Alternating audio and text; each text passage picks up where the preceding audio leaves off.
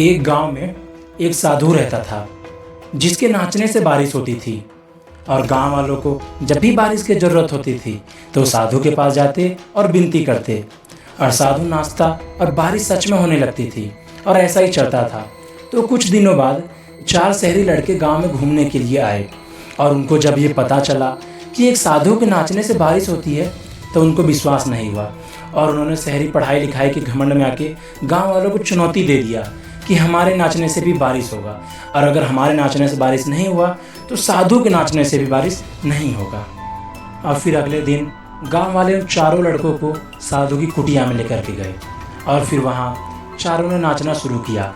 और जब पहले ने नाचना शुरू किया तो लगभग आधे घंटे नाचने के बाद वो थक कर बैठ गया और फिर दूसरे ने नाचना शुरू किया और वो भी लगभग 1 घंटे नाचा और थक कर बैठ गया, पर बारिश नहीं हुई।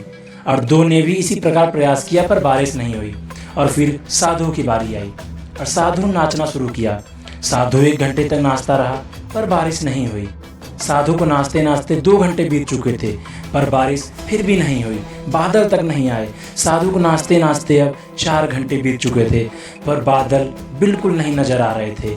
और इसी तरह साधु को नाचते नाचते देखते देखते शाम हो गई और शाम को बादल आना शुरू हुआ और काफ़ी ज़ोरों से बारिश होने लगी। और सबने साधु के लिए तालियां बजाया और बच्चों को शर्मिंदगी महसूस हुई और उन्होंने गांव वालों से और उस साधु से क्षमा मांगी। और फिर बाद में उन चारों लड़कों ने साधु से पूछा कि ऐसा कैसे हुआ और ऐसा क्यों हुआ कि आपके नाचने से बारिश हुई और हम लोगों के नाचने से बारिश नहीं हुई। तो साधु ने बताया कि मैं नाचता हूँ तो बारिश होती ही है, या फिर ये कहो कि जब तक बारिश नहीं होती मैं तब तक नाचता रहता हूँ। इस कहानी से हम लोग को 2 बातें सीखने को मिलती हैं।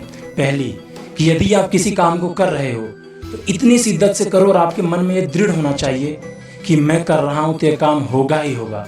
और दूसरा, आपके मन में ये ठान होनी चाहिए, ये जिद होनी चाहिए कि जब तक ये काम ख़त्म नहीं हो जाता मैं तब तक इसको करूँगा। और देखना आप एक ना एक दिन ज़रूर सफल होंगे।